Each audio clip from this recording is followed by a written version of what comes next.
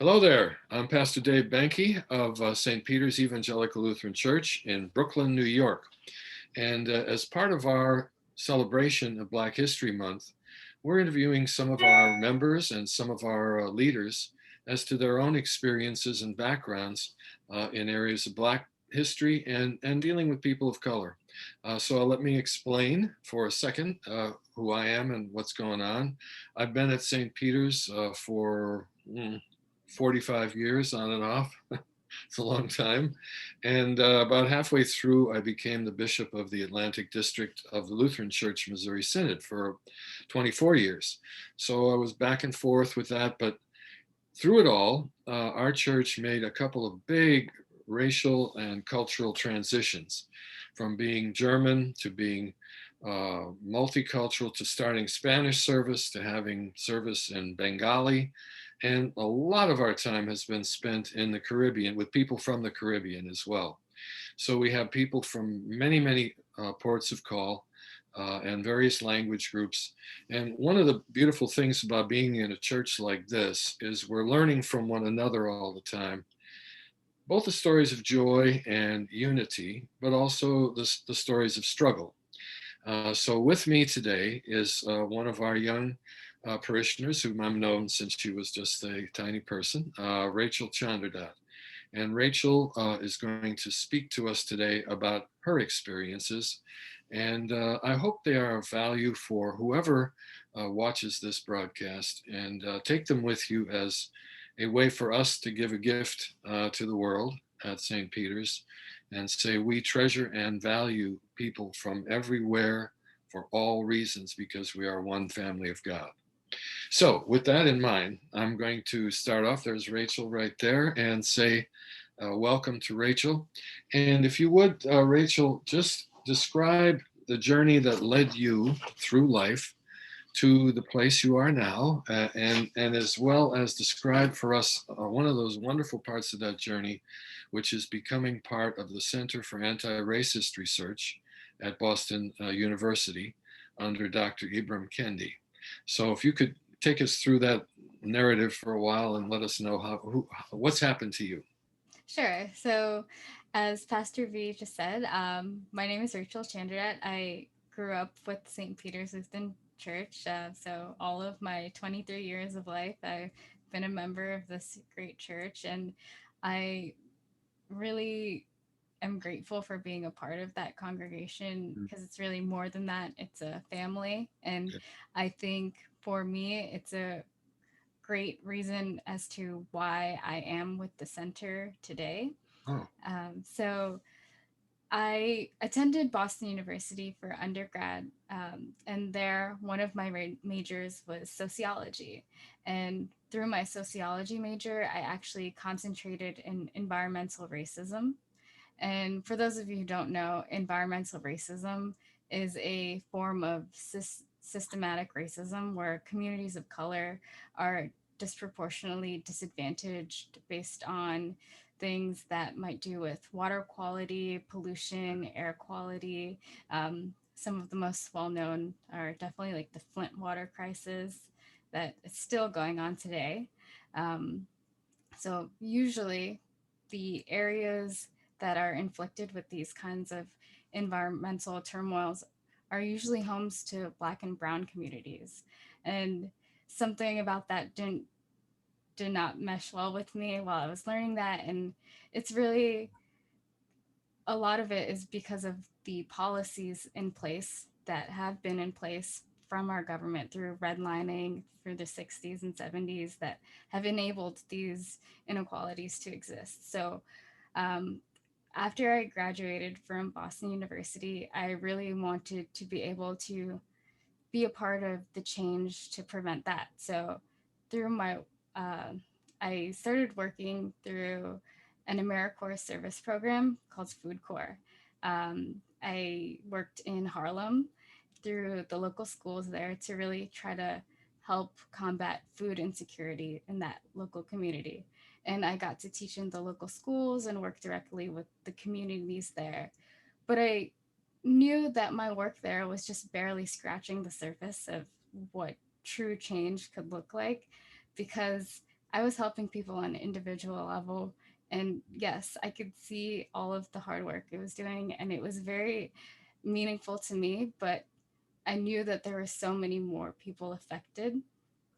Yeah. So that's why I really value the work that I do at the center, because at the Center for Anti-Racist Research, we really want to push policy change as our agenda.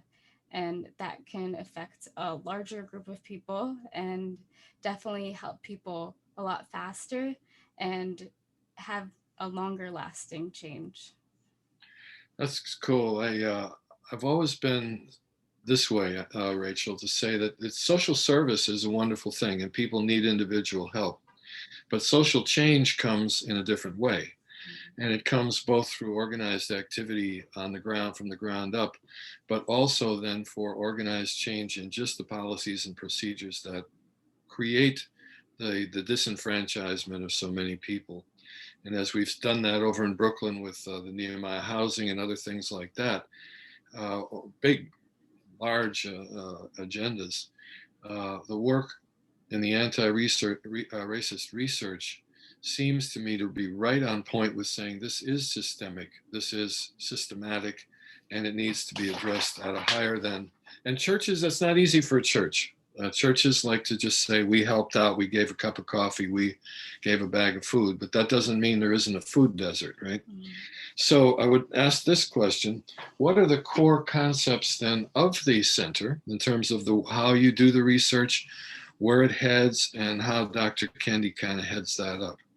Yeah, of course. So our core concept definitely is to be anti-racist, but what does that actually mean? Um, no one says that they're racist, really, right?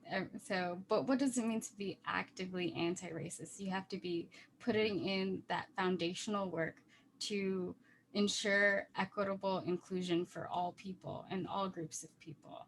Um, so the Center for Anti-Racist Research is foremost a research center. So what that actually looks like is that we actually study disparities that exist and collect data on it, because we can provide statistical evidence as to how inequalities are existing between different groups. How, for example, right now we are tracking racial inequalities that exist in COVID 19.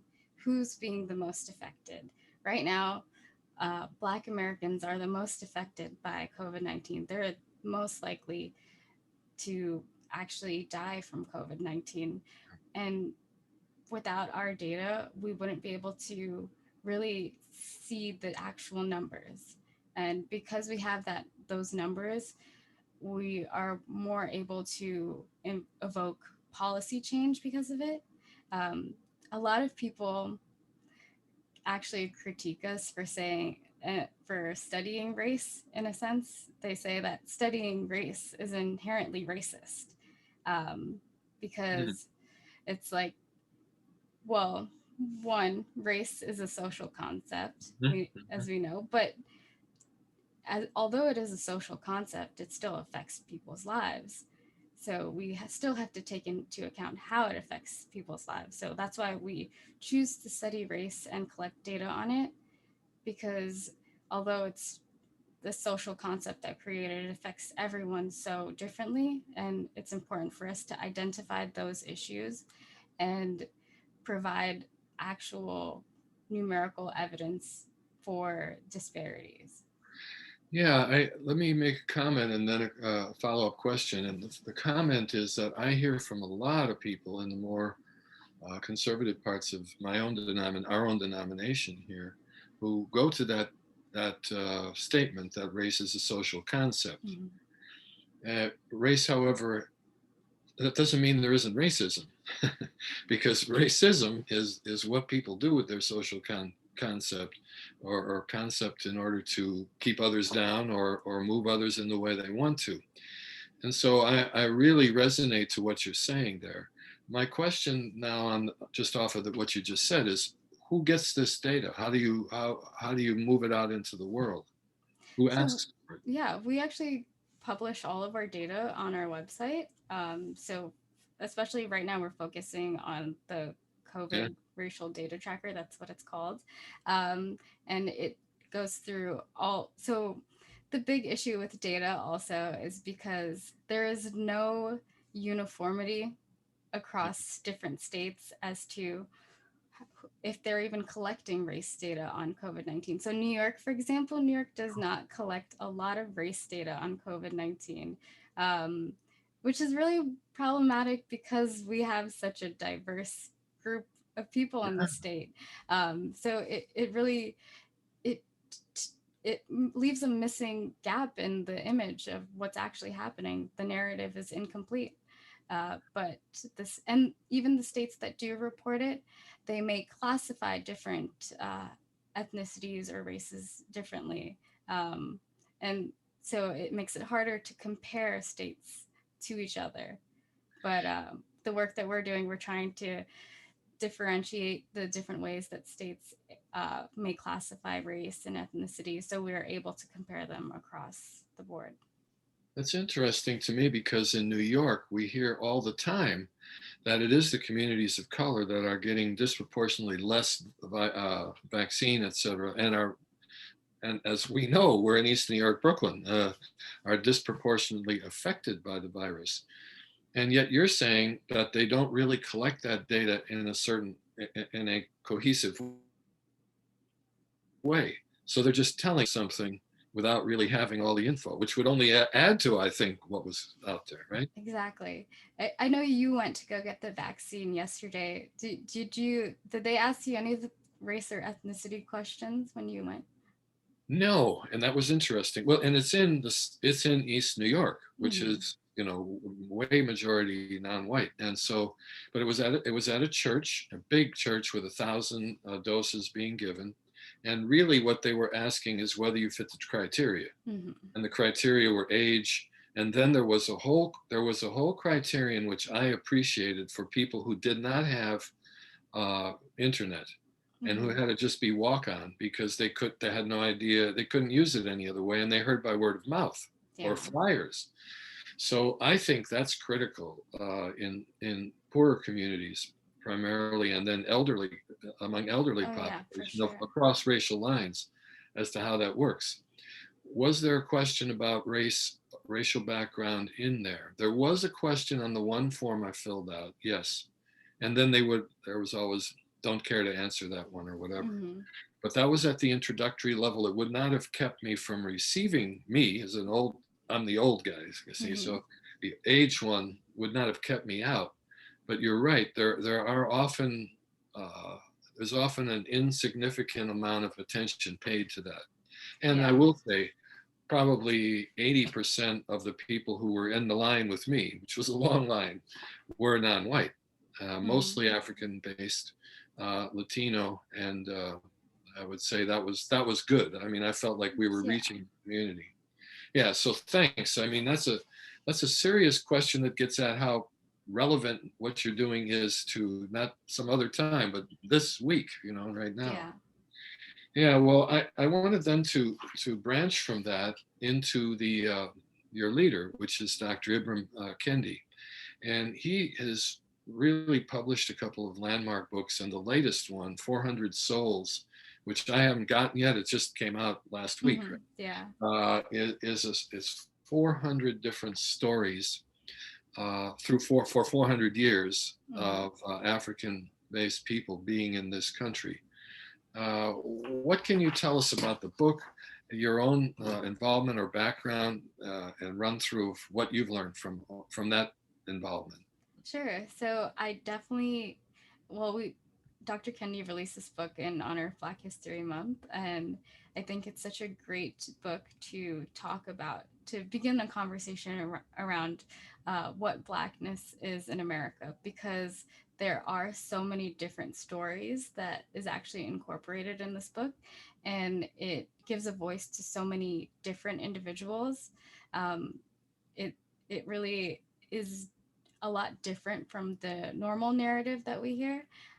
Because so often I feel like um, what actually makes up Blackness in America gets conflated with one idea. Um, Uh-huh. but that's not very true. Everyone has such a different experience being Black in America. It's very multifaceted and different for everyone in that community.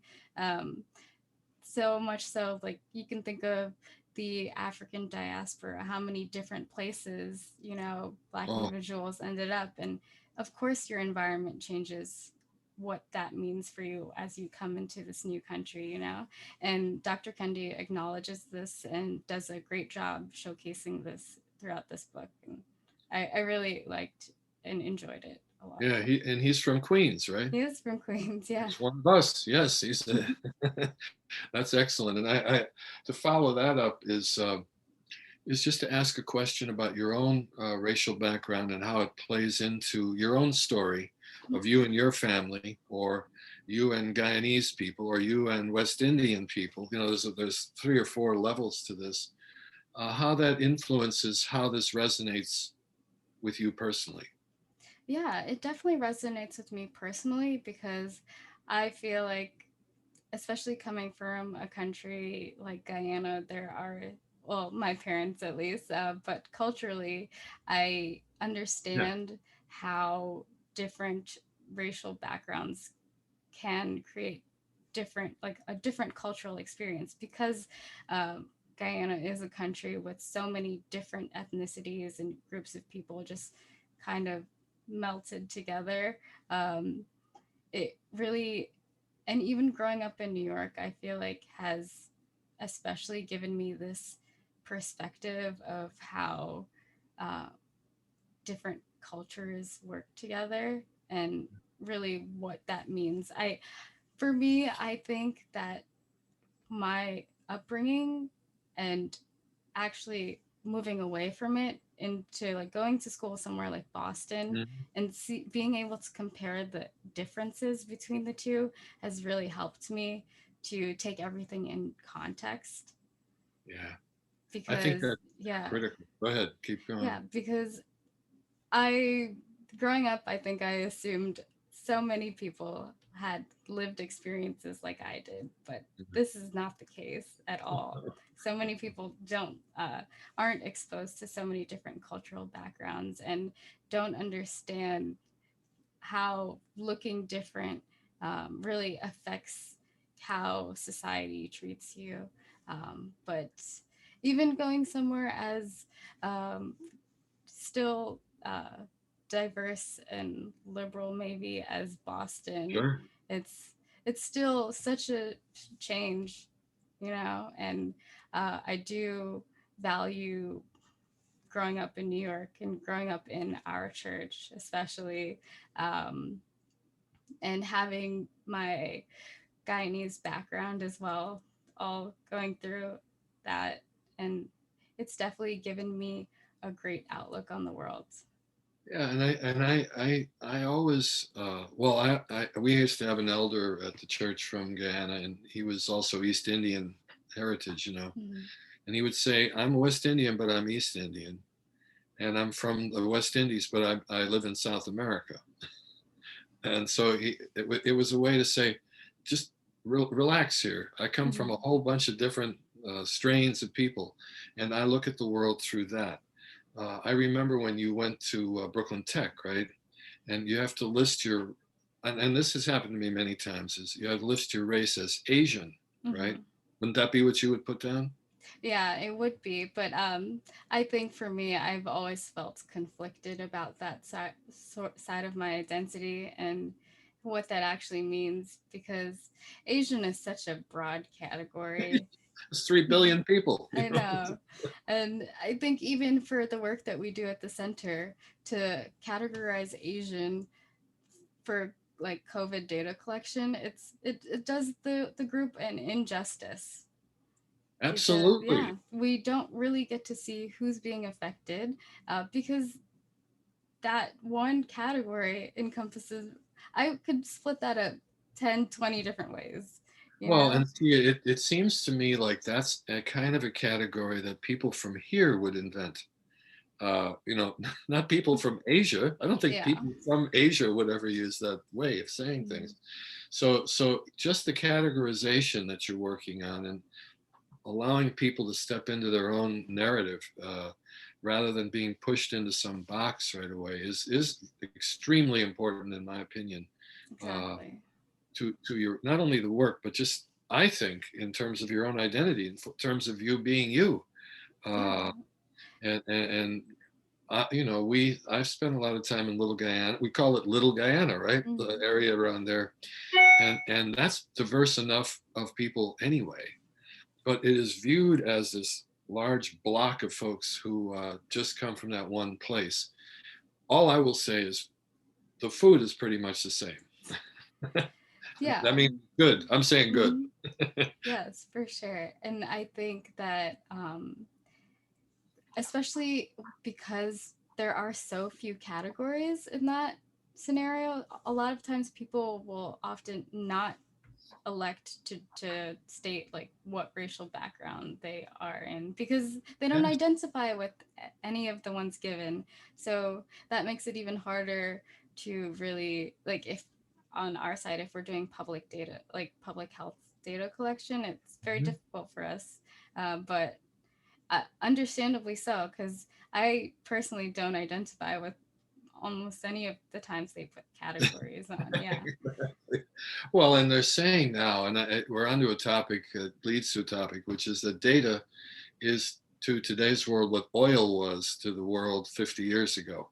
So that, or 100 years ago, as oil was discovered, now data, all kinds of data, are triggering in the health industry, in the sociology industry, in the political industry, in Hmm. the and mostly in the consumer industry, Yeah.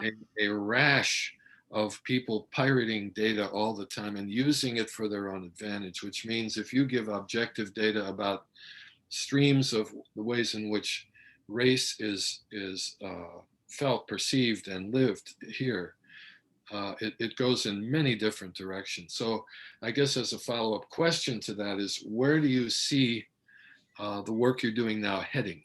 And where do you see yourself heading inside of that work? Yeah, so I personally, I want to get into law and policy work. I Mm, want to be a part of the actual larger conversation around change and write policies that help reverse some of the historic bad that has existed in our country and continues to exist. Uh, and at the center, I feel like I'm learning a big part of what it actually means and takes to get there. It's easy to say that you want to fight for racial equality, but it's very often difficult to figure out a plan how to get there because there's so many different ways that it affects people in society. oh yeah. Well, and I think too, you see then the durability of policy or the lack of durability. Hmm. That apology and a policy can be shifted just on the drop of an executive order. Hmm. So it seems to me that the result of policy is really changes of attitude at a deeper, more permeating level throughout all levels of society and all backgrounds of people. So to me, what do you think that means for churches? I'll just say that people still say, it doesn't apply so much to us, but that the most segregated hour of the week is 11 o'clock on Sunday morning. And so how can we, how can you, and how can we as church people really engage this in a way that would make a difference? Yeah, I think churches are a great place for groundwork on Mm, racial justice. For many people, churches are a place of solace and refuge from the problems that exist in society and their everyday life.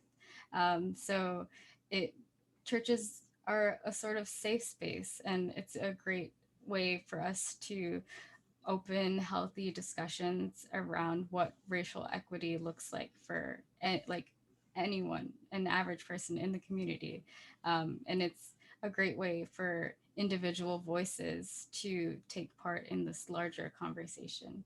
I love that thought. The church is a safe place, Yeah. and it is a place of refuge. And a lot of times, the people that come in for refuge come from all kinds of backgrounds and different experiences. And if the church itself is able to open to that, rather than saying, your experience, we'd like you to take it somewhere else, Mhm. then it's up to the leadership of the church to foster that conversation, and then to say, we don't care where you're coming from, you're invited to participate and be a meaningful part of that. Um, have you found that to be the case at St. Peter's? I Through the definitely feel like because we have such a diverse background, we do have difficult conversations like this, and it does feel like a safer space for people. I'm also just comparing this to my own experience with other churches, and to me, nothing can ever compare. uh, I found this, and I've asked people who've left our area, and now in time of COVID, of course, we're online a lot more, and a Mhm. lot of people who were long since moved somewhere else, but they still relate back to this church, and it was because it was inclusive. It's got to be the word inclusive is critical here. Mhm. If we are exclusive, we are going to find ourselves shucking off people who don't, the story doesn't look like mine. But if the inclusivity feature, and it has to be dramatic. It can't be on the surface. So all I'm saying to you is you're a part of a wave of people in the world who can really be of great assistance to the church Mhm. in making that shift. Um, and well, any closing thoughts about what else you would like to say this afternoon? I would definitely encourage everyone to continue to have these hard discussions about what racial equity looks like, and talk Right. to talk to people who may have different opinions than you do. And it's just opening up that conversation, getting it started, and trying to advocate for that change within our own lives, because we all can make a small difference if we just open up a conversation and try. Thank you. Wow, that's exciting. I'm so appreciative, Rachel, for your life story, for your faith, and really for how you have engaged this chapter of your life with such deep commitment and passion. Uh, I'm saying to you and to anybody watching this, feel free to contact us in any way you would like to. Online, we'll put it on. This will be put on various platforms, and Rachel can use it on platforms she has too. But to engage us, and I'm going to say this, especially with young adults, people who are going to be those who create the future here. Uh, Rachel and a host of other people are going to change this world. So thank you so much, Rachel, and we bless you through it all. Thank you so much. All right. Okay, bye bye. Bye bye.